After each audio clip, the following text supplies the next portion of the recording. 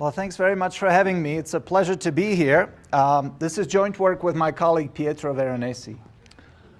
Political news moves markets. I think we all know that. Let me give you just one example. If you rewind 3 months to the big European summit, when the European politicians decided to forgive half of Greece's debt, stock markets in Europe went up by about 5%. Even the stock market in the US rallied by about 3.5%.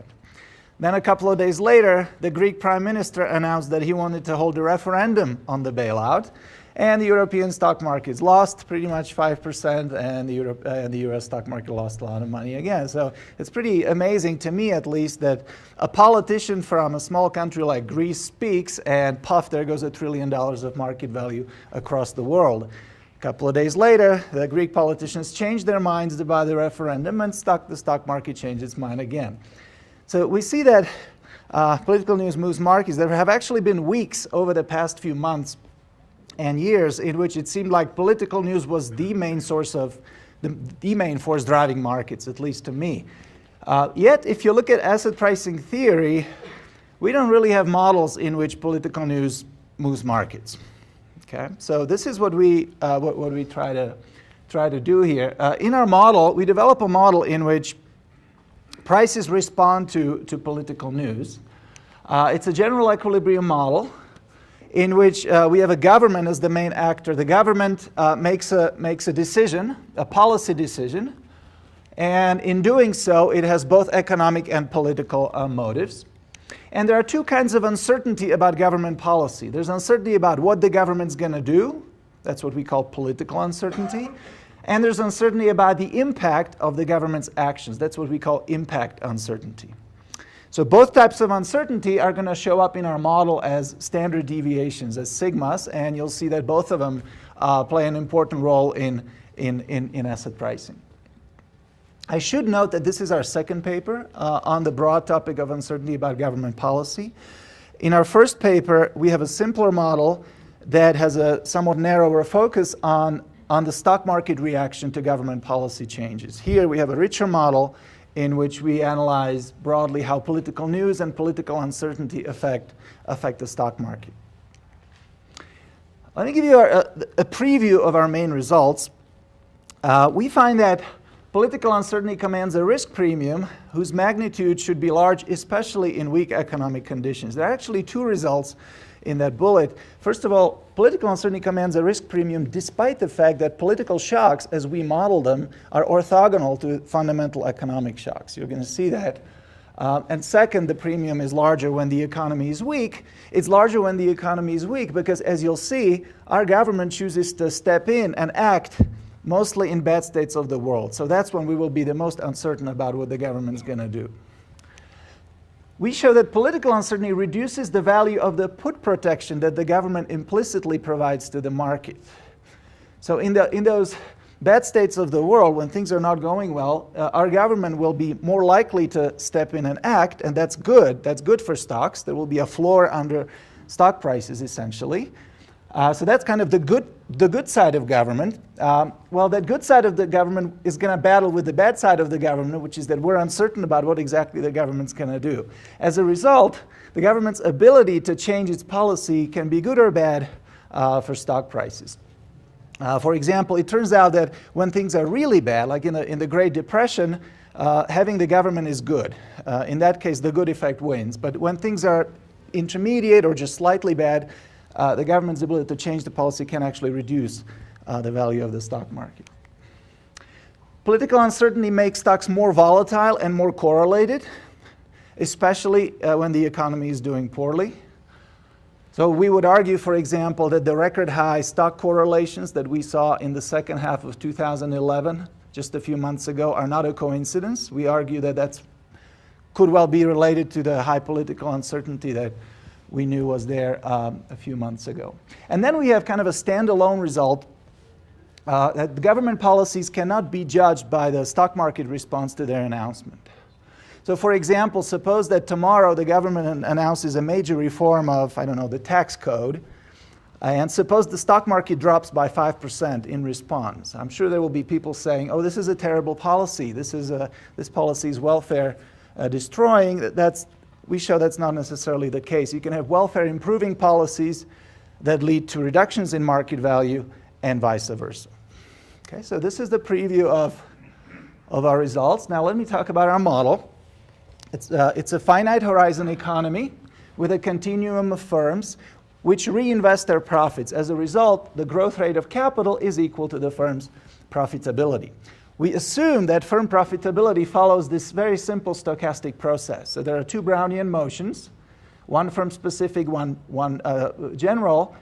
And actually, these Brownian motions driving profitability is what we're going to refer to as economic shocks, because you see they directly affect firm capital.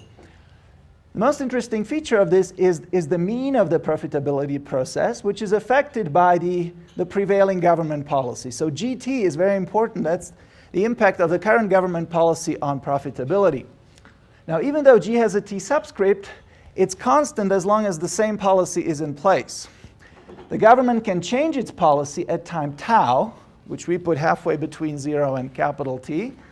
And at that time, the government can choose from either to retain the old policy or choose one of n new policies. So you see G is going to potentially jump from G0 to a new value of Gn. If you want to see a graphical version of that, at time tau, the government makes its policy decision. If they retain the same policy, then the impact stays at G0. If not, then it jumps to Gn, which can be higher or lower than G0. The first type of uncertainty about government policy is uncertainty about G, because neither we nor the government know G. We don't know the impact of the prevailing government policy. We don't know the effect of the healthcare reform on profitability. We don't exactly know the impact of the Wall Street reform. So G is unknown. We learn about G. We start with some prior beliefs about G, and we allow for heterogeneity in prior beliefs across different policies. And then we update our beliefs by observing realized profitability of all firms. So in particular, if we see that firms are more profitable than expected, then we revise our beliefs about G upward. G hat goes up. If we learn that firms are less profitable than expected, then G hat, the posterior mean of G, goes down. So we have just standard results on learning, nothing surprising. But please keep in mind G hat, this is the only economic state variable in the model. So as we explain in more detail in the paper, when G hat is high, that's when the economy is doing well. That's when firms are more profitable. When G hat is low, that's when the economy is doing poorly. Now, what happens to these beliefs if the government changes its policy at time tau? If they change their policy, our beliefs about G are reset from the posterior of the old G to the prior of the new G. So we stop learning about the old policy's impact, and we begin learning about the new policy's impact. If you want to see a picture, well, at time tau, we have our posterior beliefs about G0, and if the new policy N is introduced, we throw away those posterior beliefs and we start learning about Gn. Okay. Now, political uncertainty, the other kind of uncertainty about government policy. Our investors maximize expected power utility of terminal wealth. I understand it's deplorable, so with my apologies to Peter, some people still use power utility. Our investors in particular. It's their fault, not mine. Anyway, the terminal wealth here is given is obtained by adding up the capital of all firms. So in that sense, it's an equilibrium model. Our government maximizes essentially the same utility function with one twist. And the twist is that each policy they might potentially pick has a political cost, Cn, attached to it. If these Cn's were all equal to 1 and known, then the government would be maximizing exactly the same utility function as our investors. The government would be a social planner. However, these Cn's are potentially different from 1. In particular, these political costs could be greater than 1. A given policy may be politically costly for the government to adopt. Just think about the poor Greek prime minister doing pension reforms or labor market reforms. That's politically costly. Or some other policies could have political benefits, non-pecuniary benefits associated with them. The government might make a transfer to a favored constituency, or maybe just some populist measures that could improve the poll results in the future. The key assumption is that C is unknown. We don't know these political costs associated with the various policies up front. And that's what we call political uncertainty. Without political uncertainty, government actions would be perfectly predictable. We would always be able to say what the government's going to do just before time tau. But with uncertainty about C, there's this uncertainty. Well, we remain uncertain about the government's actions until the moment they actually make an announcement. And that's why markets respond to changes in government policy or to government decisions. We learn about C. We start with prior beliefs in which the expected value of each political cost is 1. So you see that a priori, we expect each C to be 1. We expect the government to act as a social planner, but we also recognize that they might deviate in a random direction. Now, the key part of this paper is that we learn about C. Okay? We start with some prior beliefs, and we get signals about C. And that's where our political signals come in. That's where political shocks are born. Our agents observe signals about C. So this is a standard continuous time way of writing signal equals true value plus noise. We interpret these signals as, the results of political debates or negotiations. A politician says something, and we update our beliefs about what the government might do in the future. In other words, we update our beliefs about the political costs of the various policies that the government might pick. So we learn about C in the usual Bayesian fashion, and just to fix the terminology here, these shocks or this noise, the signals essentially represent the political shocks that I'm going to refer to throughout the presentation. Note that these political shocks are orthogonal to the economic shocks that I showed you earlier. This is an independent Brownian motion that generates how politicians feel when they wake up and what they decide to say. Nonetheless, the political shocks are going to demand a risk premium whose magnitude will vary across the states of the economy in an interesting way. So to summarize the model, before time tau, we're learning about these political costs of the n potential new policies. That's where political shocks come from. And then at time tau, the political costs are revealed. The government looks at them and immediately makes its decision about which policy is picked, and markets respond. Okay. Now, how does the government makes the policy decision? I'm finally moving to the results. Up to here, it was mostly assumptions. To tell you how the government makes its policy decision, it's very useful to introduce a notion of a utility score. So we prove, it's fairly easy to prove that for any pair of policies, the expected utility under policy M is greater than the expected utility under policy N if and only if mu tilde of policy M is greater than mu tilde of policy N. In that sense, mu tilde is the utility score of policy N. Interestingly, mu tilde of any policy is given by the expected impact of that policy, so the mean of G of that policy, minus a scaled version of uncertainty about that policy. So you see that welfare improving policies tend to be those with a higher impact and less uncertain impact on firm profitability. So you see that agents would want their government to pick the policy with the highest mu tilde, with the highest utility score. What the government actually does is it picks the policy with the highest value of mu tilde minus some simple transformation of the political cost. Okay, so the government maximizes a cost-adjusted utility score because it has this non-economic motive that it pays attention as well. An interesting corollary of this is that the government will optimally choose to change its policy if and only if G hat is below a certain threshold. Okay, we have a closed form solution, not that hard for the threshold. So what happens here, if the government sees that the current policy doesn't seem to work, if its G0 is perceived as sufficiently low, then it's going to replace the policy. In that sense, the government also provides put protection to the market. Remember, G hat is our key economic state variable, so you'll see that policy changes will tend to take place in bad states of the economy, when the economy is doing poorly, when G hat is low. This is a probabilistic statement because the threshold itself is not deterministic. The threshold depends on these random political costs which are revealed at time tau. So the statement really is that before the government acts, we think that if the economy is doing poorly, the government is more likely to change its policy than when the economy is doing well. Okay. I'm ready to talk about stock prices finally. So the market value of any stock I is given by the expected discounted value of the final dividend. Okay.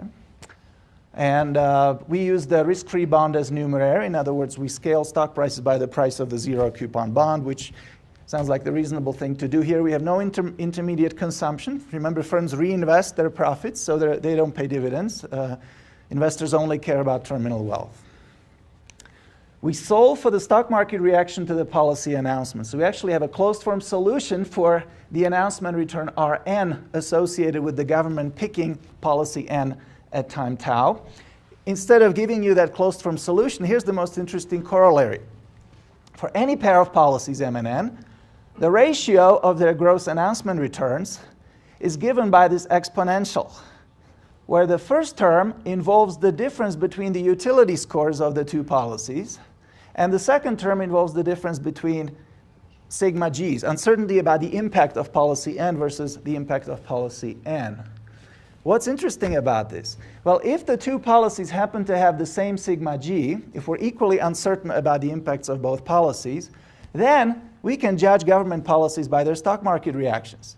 Because in that case, a higher mu tilde, a higher utility, translates into a higher announcement return. However, in general, that's not the case. Policies can have different sigma g's, and in that case, we cannot judge government policies by their stock market reactions because higher mu tilde does not necessarily translate into a higher stock market return. In particular, if you have two policies that give agents the same welfare, and one of them has a higher, more uncertain G, as well as a higher mean of G, then the policy with the more uncertain G is going to have a lower, is going to produce a lower stock market value. So it's going to elicit a more negative stock market reaction. Okay. And in case you're curious where this comes from, there's another way of writing this. In this framework with terminal wealth, you can write the aggregate stock market value as the expected agent utility divided by the state price density. So you see that maximizing expected utility and maximizing market value is not the same thing. If the government changes its policy and it injects some risk into the economy, if discount rates go up, then market values can go down at the same time that utility can go up. Okay?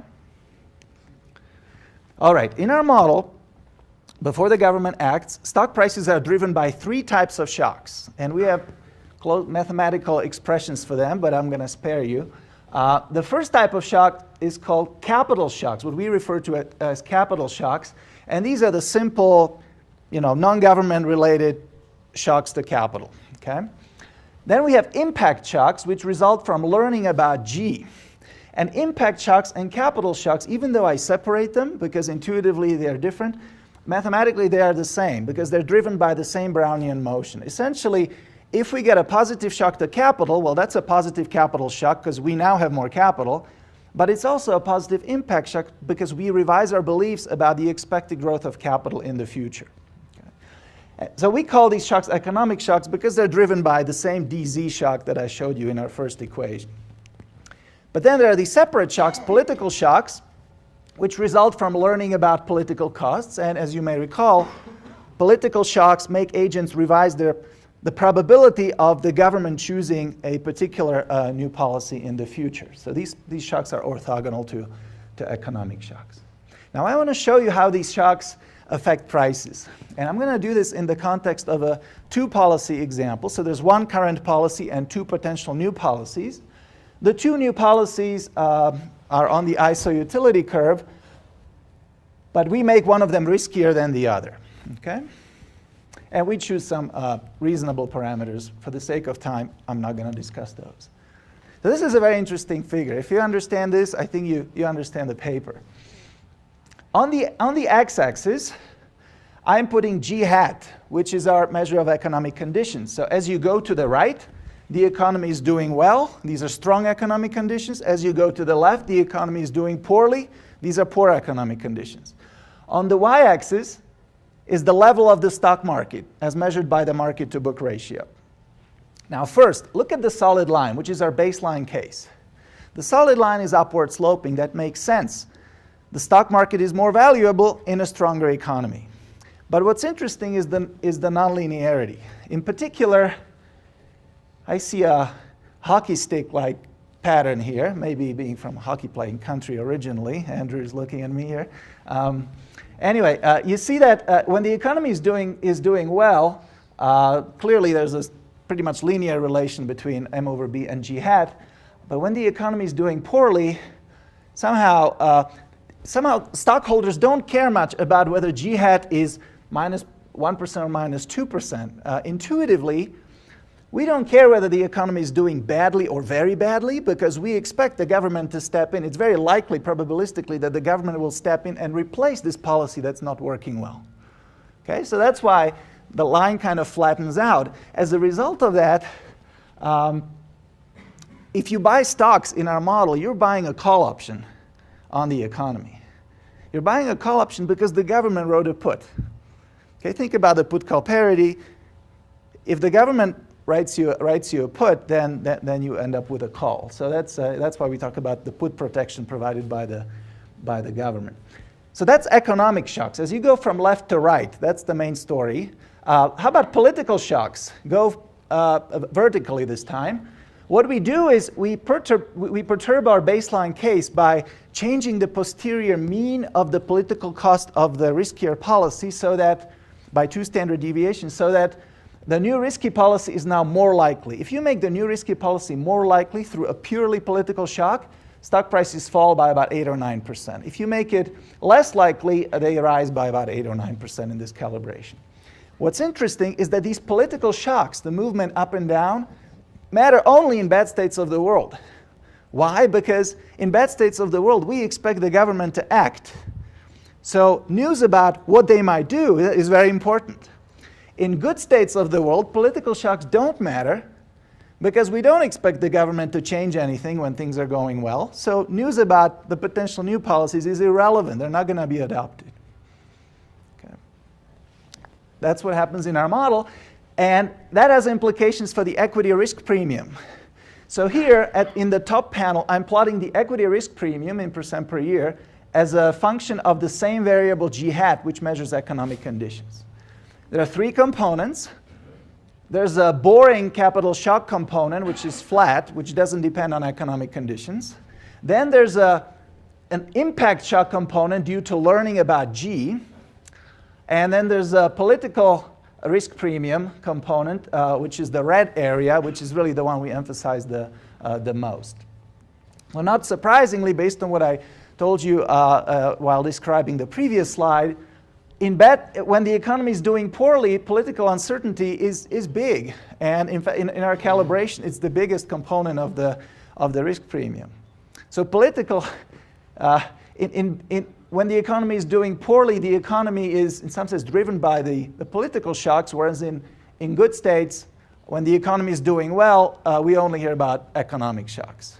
So maybe it's not a coincidence that since the crisis, when the economy has been kind of weak, political news has become important, but I don't really remember political news being important before the crisis all that much. When things are going well, people don't listen to markets don't respond to politicians all that much. Let me show you the volatility and correlation result very quickly. So here we plot stock volatility and pairwise stock correlation as a function of, again, the same variable, economic conditions. And you see that both volatilities and correlations tend to be higher in bad times. And it's solely due to political uncertainty. We show in the paper that when we shut down political uncertainty, volatilities and correlations are flat in our model. Okay? And we also show that when there's more heterogeneity in the potential government policy choices, stocks become more volatile and more correlated because political uncertainty is higher in that case. I have 5 minutes to tell you about our empirical analysis. This is a small part of the paper. Our paper is really a theory paper, but we wanted to test the testable predictions of our model. We've counted 7 testable predictions, so just to tell you what they are. Our model predicts that there should be more political uncertainty when the economy is weaker. Political uncertainty should command a risk premium, and that risk premium should be larger in a weaker economy. So it's like an interaction term. And then political uncertainty should make stocks more volatile and more correlated, and both of those effects should be stronger when the economy is weak. How do we test this? Well, how do we measure political uncertainty? Unfortunately, we don't really have a... Well, fortunately, one of our colleagues, Steve Davis, has a working paper in which he and his colleagues propose a measure of... They propose a policy uncertainty index, which is a weighted average of 3 components. The biggest weight goes to news coverage of policy-related uncertainty. So they search Google News for articles that mention uncertainty and policy or politics or government at the same time. So it's kind of a text-based index. And this is what their index looks like. Okay, so in case you're curious when we had the most policy uncertainty, according to their index, we had the most policy uncertainty in 2011. We had a lot of it in during and after the crisis, and you see these spikes, they argue, correspond to what we would know from anecdotal evidence. So what we do is we take their index and superimpose it on top of the average correlation series in the United States and the average volatility series in the United States. The correlation series, here's what we do. For each pair of stocks, we calculate calculate the correlation with each other, and then we average these across stocks using value weighting. And that's the blue dashed line, and it's pretty amazing how, at least post-2000, there's a very strong association between these two lines. Moreover, we only go through December 2010. You may recall from here that in 2011, their index shot up to record levels. So think of the red line shooting up here. Well, we also know from anecdotal evidence, well, actually from numbers, sorry, that the blue line shot up as well. So we're kind of missing out on the nice fit between the correlation in the stock market and their index in 2011. We also run regressions. We have 5 tables in the paper. I don't want to oversell those results. Not all of them are significant, and some of them are, many of them are. But think what do we have? We have 1 political uncertainty series at the aggregate level. So how much econometrics can you do with that? So we don't view that as a major feature of the paper. Let me conclude. So we develop a theory in which stock prices respond to political news. We show that in our model, political uncertainty commands a risk premium whose magnitude is larger when the economy is weaker. This uncertainty reduces the value of the government's implicit put protection. Political uncertainty makes stocks more volatile and more correlated, especially when the economy is weak and especially when the government's menu of policy choices is broad. And finally, we can't judge government policies by the stock market reaction. Thank you.